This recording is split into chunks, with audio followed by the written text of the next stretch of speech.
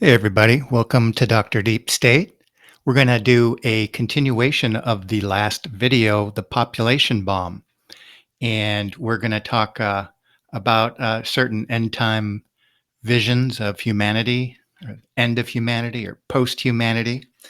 But I want to get back to talking about the Georgia Guidestones. Um, we're trying to make sense. And last time we suggested that eugenics, this idea of Uh, well, I kind of put it out there, elite classes of people or self-appointed elites that are guiding humanity in a certain direction toward the Georgia Guidestones. So again, I'm taking my book, Seeing Through the Singularity, uncovering the cosmic conspiracy and sort of synthing it out there with esoteric biopolitics and the New World Order. That's the course here on Dr. Deep State. And my attempt here, sometimes I go back and look at some of my old videos and I look at my book, and it is complicated and kind of dense stuff. So my attempt here, and it's going to be tricky in this one, to organize it and just do it in a made easy version. I'm going to try to do that. So that's what I'm up to, looking at the Georgia Guidestones, especially that big population reduction number. And I'm going to kind of get more into the idea today. I'm going to go into a literature of something called biopolitics and suggest that that has a that can give us quite the lens into looking at the Georgia Guidestones. So that's the puzzle we're looking at. I finished off last time with this idea that there was a connection within the eugenics movement all the way from Plato in the ancient world to Bill Gates today. And that connecting point is Kabbalah. It was present in Plato, and it is a big part of understanding the Georgia Guidestones today. And it's a very dense and elusive concept, Kabbalah. So I'm going to give us a kind of a made simple version for us to kind of play around with today that will get us into the next video. Kabbalah and eugenics.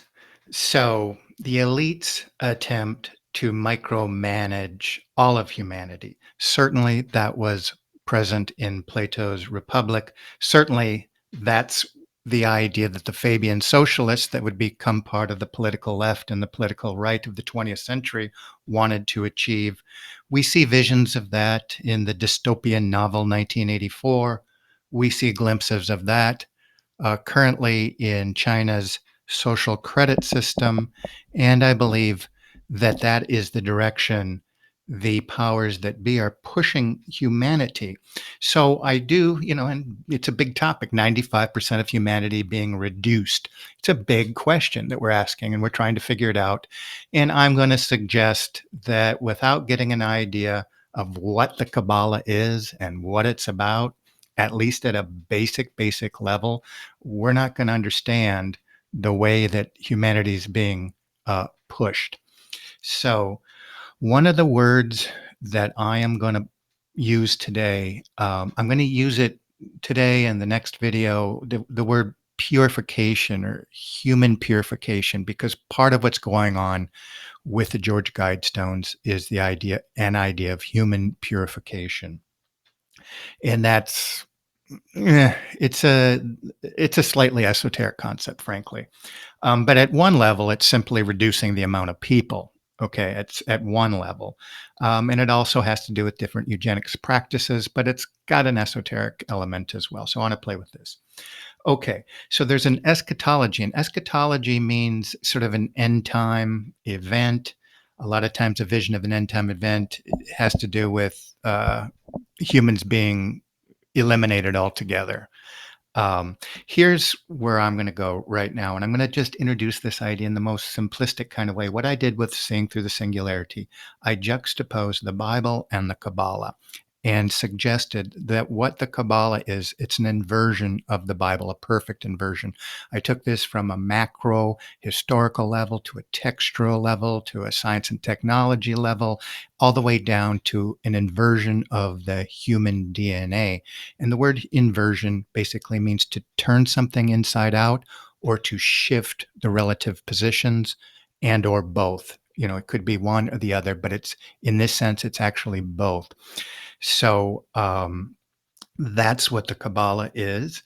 And when I say the Bible, the central thesis I had is the Logos. That is the idea. It's this idea of everything is created and sustained through this idea called the Logos. And the Logos is reflected in human DNA. And I know that's a dense concept, so we're going to keep it simple. A part of the inversion process is where you get this idea as above, so below.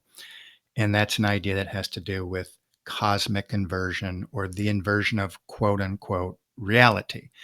And I know I said I was going to do a made easy thing. So those are some of the big kind of out there ideas, the balls that are up in the air. And I'll try to kind of chunk it away a little bit piece by piece as I go along here.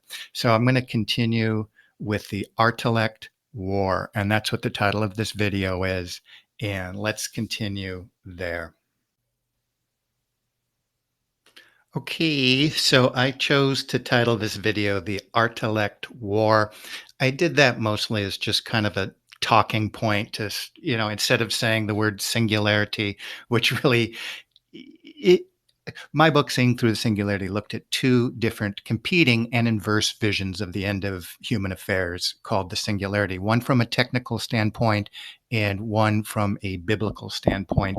And here's kind of another thing you could throw into the mix. This is a vision from Hugo de Garis. He's a big transhumanist. I think at this time most people are familiar with that word, but these are proponents. They're usually out of the science groups, the Ray Kurzweils of the world, and they support, in short, the merger of man and machine. I'll make it kind of simple. And he certainly is one of them. He's one of the leaders of this movement.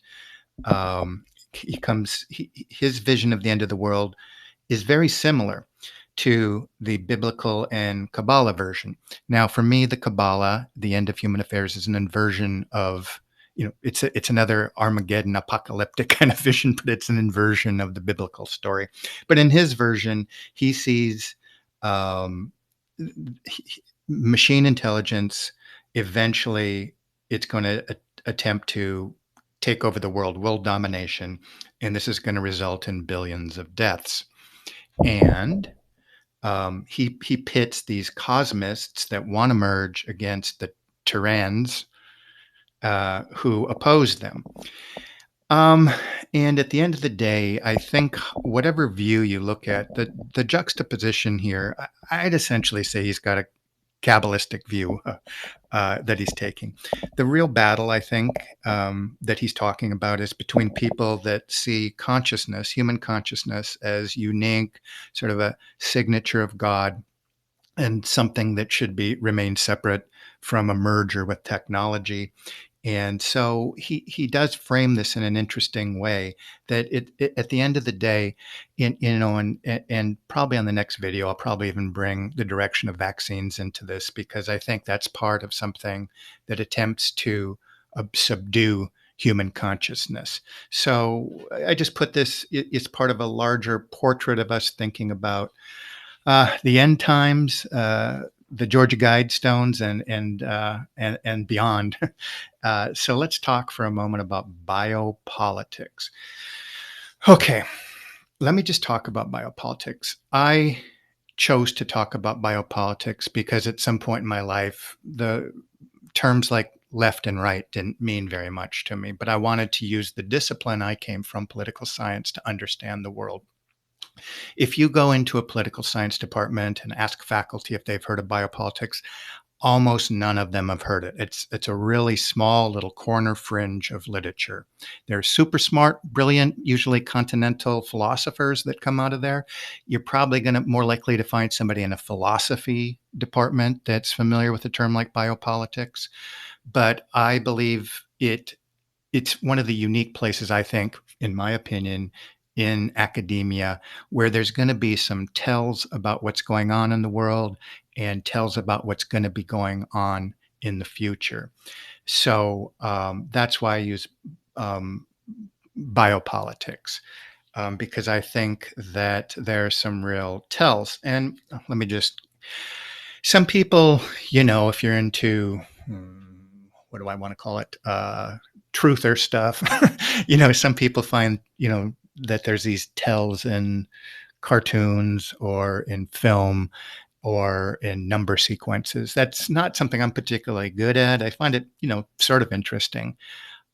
I think I have a little bit of a gift for looking at super arcane academic material and saying, whoa, there's really something there. Why it's there? Are these people insiders or not?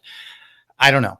I do not know. But I know that there's some extreme tells about where we're at, the George Guidestones, and what the elite have in mind for the rest of us, that are the unwashed masses of humanity. So, what is sort of a big picture view of biopolitics? This is from an anthology from 2001, The Politics of Life Itself, that's, kind of trying to give you the big picture view here. In short, we could say, I don't want to conflate entirely biopolitics with eugenics, but there was a lot of overlinks in the 19th century, and they both shared a part of a wave of Darwinism and so forth. Okay. But in the 20th century here, a new configuration of control has taken shape. Contemporary biopolitics has become molecular politics. Some scholars now locate the wish to control the biological makeup of the population at the very heart of modernity, George Guidestones. Okay. According to this line of scholarship, population, here we go, purification is imminent within the very project of biopolitics. To manage the health of the body politic inescapably requires the control and elimination of foreign bodies. And I wish I could unpack every one of those terms right now, but we're talking about this final eschatology of a complete micromanagement down to the molecular level of human beings. Something that even Plato, in his draconian uh, worldview, could never even imagine. Hence, biopolitics ultimately denotes a politics that defines life as something that must be securitized and potentially eliminated. And, when I go back in some of my old videos, and it does seem so like, who cares? What does this have to do with the price of tea and chai? But now, when, in this lockdown era and vaccines are knocking at the door here, some of this stuff's going to really start to speak much more poignantly, I think, about what's going on. And so, foreign bodies, we have who gets to decide who's friends or who's foes, who lives, who dies, what's going to, what genes are going to become part of um, of this political body. Okay, especially like of the after 95% of humanity's gone within even within that group, who gets to be in that 5%. So let me continue here with Michael Foucault. I was asked a number of times, it's like, wow, I mean, it seems like he has something to say. How did you happen to stumble upon this French degenerate? And there's just a lot of information there. He, I used him in my dissertation in a different way about epistemic communities and knowledge networks and kind of control at that level. I used him because he's also in the international relations literature. But some of the pokes or polls I found in some obscure places in Foucault, I've never heard anyplace else, and it's like, wow, this is kind of wild. And the thing is when you're French or Italian and you're an intellectual, you don't like have to necessarily empirically demonstrate something. You just throw it out, and you're, I guess, so cool that it's like, okay, so that's why I think there's some tells here. But what he's going to say social control. It's a relationship between power and knowledge. And you could just easily think of that as a throwaway line. power, and knowledge. Who controls the quote unquote knowledge? Authorities are going to control power. I mean, down to the molecular level. So that's social control. And, we do it through institutions largely. He calls it biopower, but the end game is control of the entire human population through institutions and through what he'd call discipline. And I even got into a more esoteric parts of that discipline, including types of initiation, what you repeat, and that line of mental social control. Certainly, he was very aware of this, but I even kind of slip in the kind of bewitching part. If you want to look back a couple of videos ago, biopower, purification, and cosmic inversion. Yeah, it's not. If I was going to kind of keep it easy, it's like, whoa, what? Okay, according to Michael Foucault, biopolitics is social control of bodies by institutions. Human affairs can be depicted, he would say, biological, or in Kabbalah and in the Bible, the stories that run throughout are a seed war. One seed line, or I call them a blockchain, must eliminate the other. Into the end, and that's the final vision. But in particular, there's one seed line that needs to destroy, purify itself by eliminating the other foreign body. This is in the Bible, and this is in especially the strain of Talmudic Kabbalah. So that does not lend itself to rational discourse. But he says, in other words, he doesn't have to empirically demonstrate what he's saying. But okay, because what he's talking about here, okay, he's talking about the Kabbalah, but he's not going to say it. Okay. So he says that rumbling away beneath political power is a silent, secret, primitive, and permanent war that consists of power relations between social groups.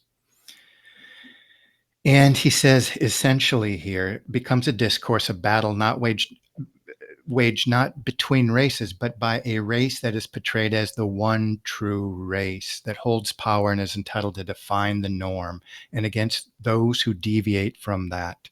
And again, today we're getting so much into this. Do you wear the mask? Do you not? Were you vaxxed? Did you? And so we're kind of seeing that's what's going on at a deep, primitive, silent level, is one social group's trying to define the norm, or what's normal, and who the crazy people are that must be foreign bodies that we have to eliminate. So he finishes, against those who pose a threat to the biological heritage, or today the phrase is to the health of the body politics. In this passage, um, he draws a distinction between foreign bodies that must be eliminated.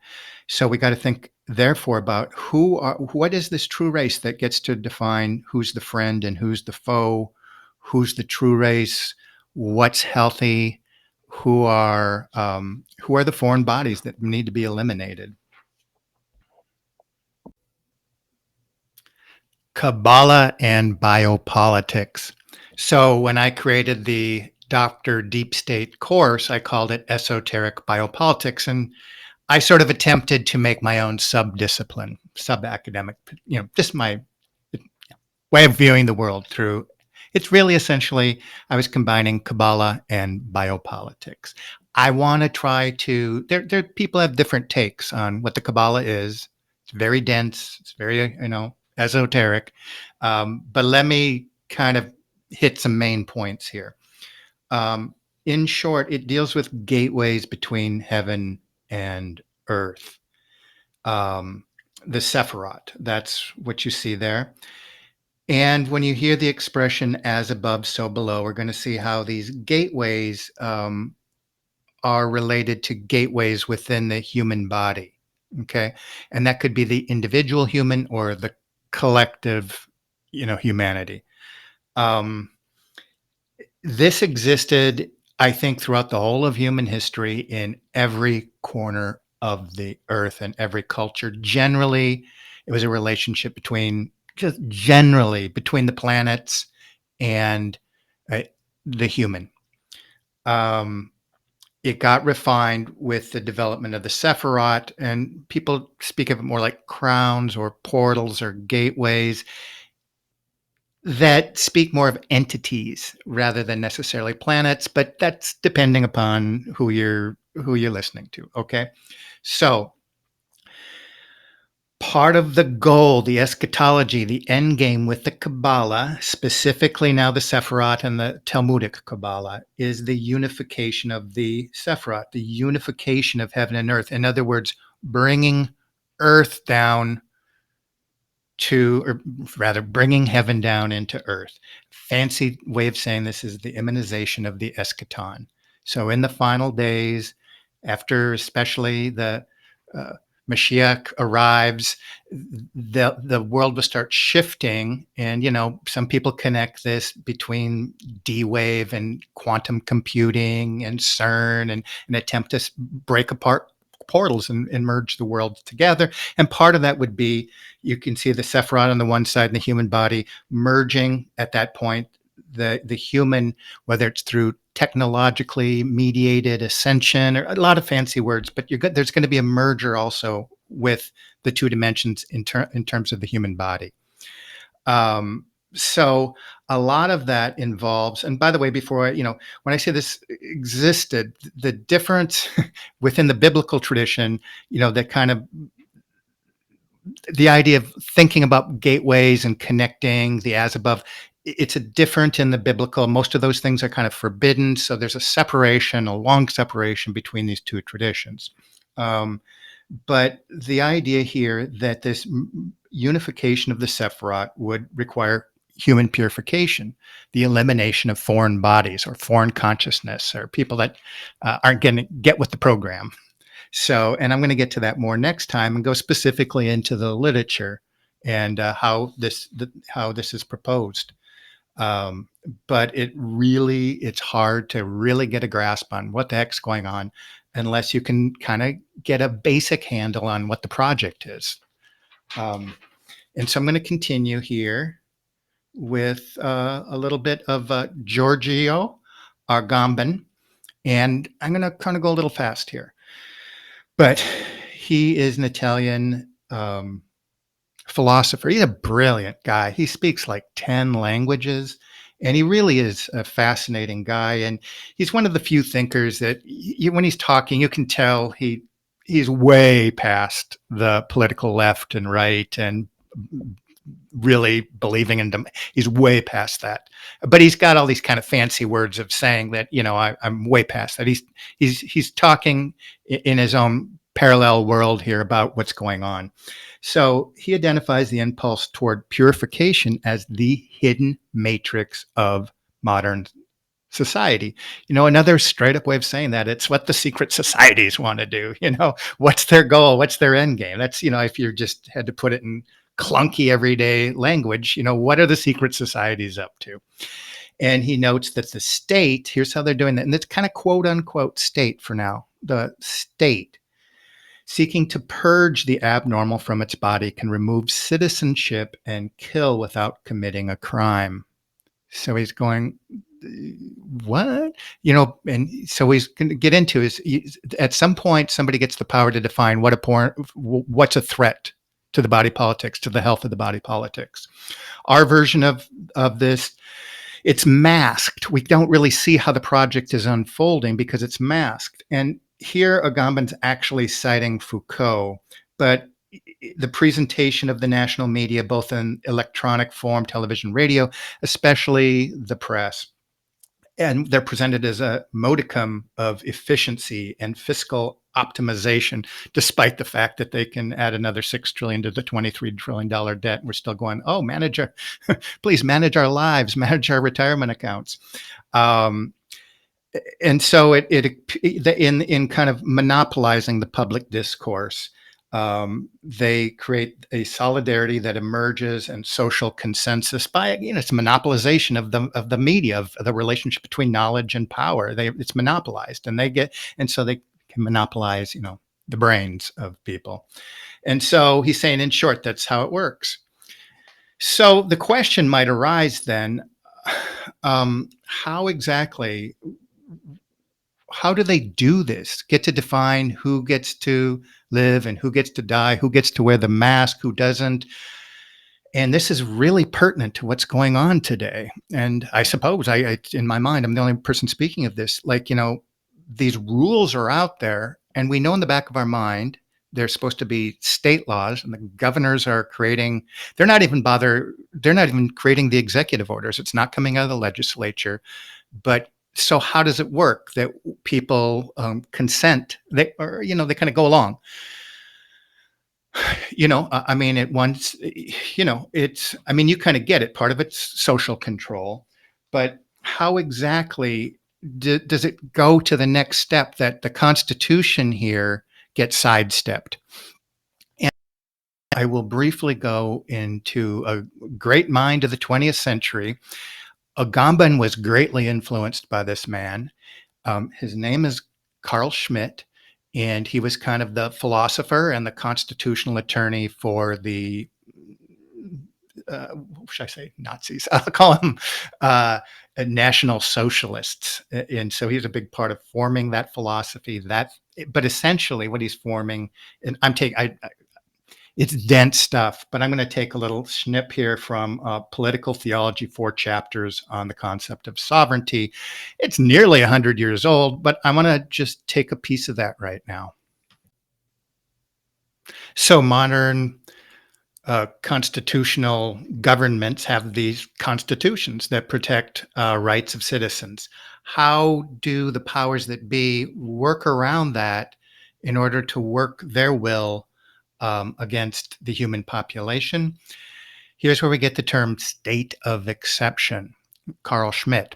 So this is important to get because right now, almost all constitutional democracies are in a state of exception, whether the citizens are aware of it or not. A few videos ago, I did something where I said, COG is here. And there's sort of an announcement because of the US executive said, because of Karen 19, we're living in an emergency state. It's the code words. And so what does that mean? You have to have a little bit of understanding of the deep state. The deep state's a very real thing. The best writings on it go way back to Carl Schmitt and his contemporary Hans Morgenthau, writing around the same time, explaining it. They'd call it a parallel state or a security state. Vladimir Lenin had a component of his doctrine that was essentially a parallel of that. So there is this deep state. It's a security state. It works on the down low. The actual term deep state in scholarship came around in the 1990s from Peter Dale Scott. Guess you got to be pretty fancy if you can pull off the 3 names. He's a great scholar, and I've read all his stuff. Really liked it. Canadian-born philosopher / political scientist. He was over there in Berkeley. Great stuff. And all of these deep state thinkers, one thing kind of missing was this notion of an eschatology and sort of an esoteric dimension. So again, by combining the deep state with esoteric biopolitics, that was one thing I was trying, of all the balls in the air that I was juggling with throughout Dr. Deep State. State of exception. Here's the deal.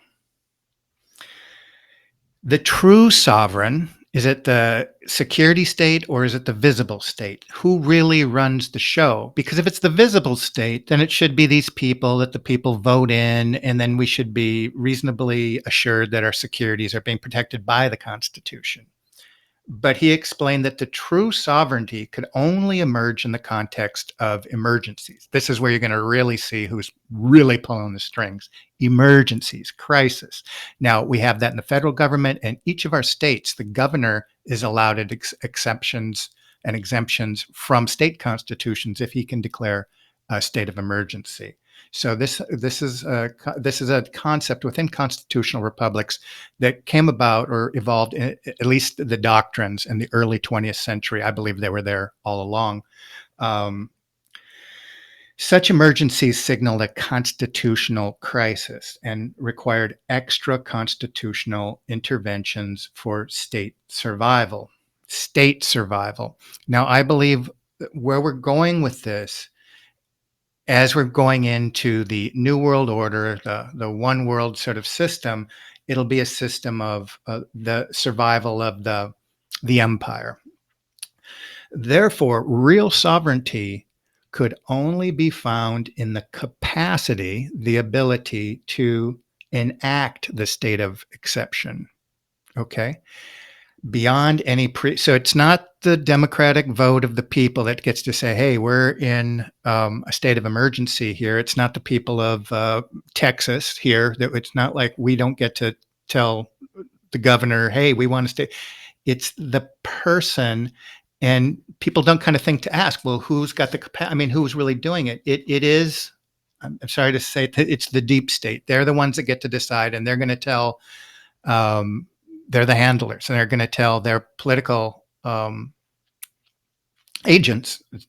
We're under a state of exception and beyond any pre-existing legal framework. So you have the real power. You see it visibly when you see a state of exception, and people, in other words, should ask themselves, like, who gets to decide that Karen 19 is a crisis, or who gets to label it a pandemic, who, and so forth. And so you can kind of, and then you get to see the real deep state apparatus. There's the collusion with the corporations, and they're not going to let you come into the stores. And you start, when you have these kind of linkages there, you start to kind of see how the state of exception works. Okay, the Artilect War, then, the war over human consciousness and the future of humanity. I think I see this is a biopolitical writer out of England, and he sort of gives some tells about his version of Hugo de Garis's Artilect War. So I want to finish off here with Michael Dillon and some of his ideas about the state of humanity, the state of exception, and a final vision for the human race. Again, when we live in a form of government that has constitutional protections, we assume, and generally it's the case, these ideas like life, liberty, and property or happiness, whatever, however you like it. There's this assumption about individuality, and this is my body, X, Y, and Z. During a state of exception, we see that the real powers are going to start poking at that life and liberty and property and protection, and the true control over the bodies, minds, and spirits of humanity, it becomes more apparent. And that's what's rearing its head right now. And we see it going on at a worldwide level. So we see a large control arm going on around us, the emergence of the fourth industrial revolution, or the new world order, if you like. And it requires a certain kind of system management. So Michael Dillon is going to say about biopolitics. Um, Another way of what he's doing is like, kind of like with Foucault, or even back to Plato, who controls the the the images, who controls the language, kind of controls the thoughts and bodies and minds of people. So he's saying one of the things that biopolitics does, it always assumes a logos of peace, which is systematically inscribed with the logos of war. Very 1984. Everything's flipped. Okay, everything's flipped. The ministry of truth and so forth, through a discourse of security, which gets us back to the deep state, which gets us back to Carl Schmitt, which gets it back to where we're at right now as a continuation of government. Under the guise of security, they're now going to tell us through, let's put in quotes here, our health, or the health of the community. Species existence revolves around the survival, and that survival, or that life, must be securitized for it to be promoted. Okay, and that's pretty consistent concept throughout biopolitics. That's the control mechanism to define the foreign body, and it's very, very real in the National Socialists of the 20th century and the International Socialists, to define that foreign body and the ability to eliminate it. In the 21st century, it increasingly takes the form of informationally constituted, complex, adaptive living assemblages. you're going to get. That's kind of like he's kind of saying the Artilects in a way here. For that reason, we can now say that there is a very large extra human, indeed post-human component or components to contemporary biopolitics, incorporating, in addition to the living assemblages, to be found in the domains of biosecurity, cybernetic security, and virtual security. Okay, the security state.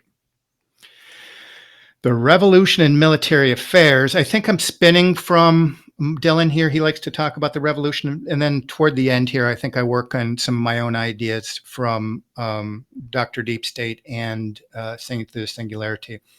It's initiated by the information revolution, emphasizing genetic code, control over code, rather than the body. So it gets almost past human populations, which it was all about in the 20th and early 19th and early 20th century. It's really about code and controlling the code and the language of the code. It's very specific. The security discord extends to the relationships among the defense industry, the national security state, corporations, and secretive advisory boards, which constitute much of the deep state. Those are much of the connective elements that Peter Dale Scott would put together, that apparatus. The discourse also has been analyzed within an epistemic community framework. That's my earlier book. It's almost 10 years old now. Within the designs for global empire or empire by other means. So with that, with this idea that that bioscience or biopolitics, when you look at it, it's really focused on post-human existence right now, that merger with consciousness and these are debatable. If we, science sometimes conflates intelligence and consciousness, but that's kind of the final battle here. It's about human consciousness, if it will essentially merge or not merge with whatever machine or entity it might. And again, where I'm going to be going if I continue to make videos, what I'm finding increasingly that's going into the VAX is really an intermediary to this process of merging. It brings us back to the Artilect War and kind of a wrap-up point here. Kabbalah and the Artilect War. Plato to Gates, the attempt to micromanage the whole of humans. And this is going to go on at so many levels. But of course, it's, as Kissinger would say, you want to control the food, control the air. Once we get rid of cash, putting everybody on, this, it's a transition into social credit scores, really, once you can only have the plastic. And that'll be another feature of it. And it's moving us all. And I hate to say it, I still do think we're in the tribulation times and another wave is going to be coming in November. Just my opinion. I've never once put out a prediction on here, but I see so many different, I think we're being told that, frankly, to our faces. And I think an enlarged, I think Karen 19 is going to become actually much more real. And I think the beginning of a depopulation. So some of that will be through the planning of that. And others are going to get us back into the eschatology of Talmudic Kabbalah and their plan to be the true race and the elimination of foreign bodies. And so that's what I want to finish on next time when we meet again. So thank you all for joining Dr. Deep State.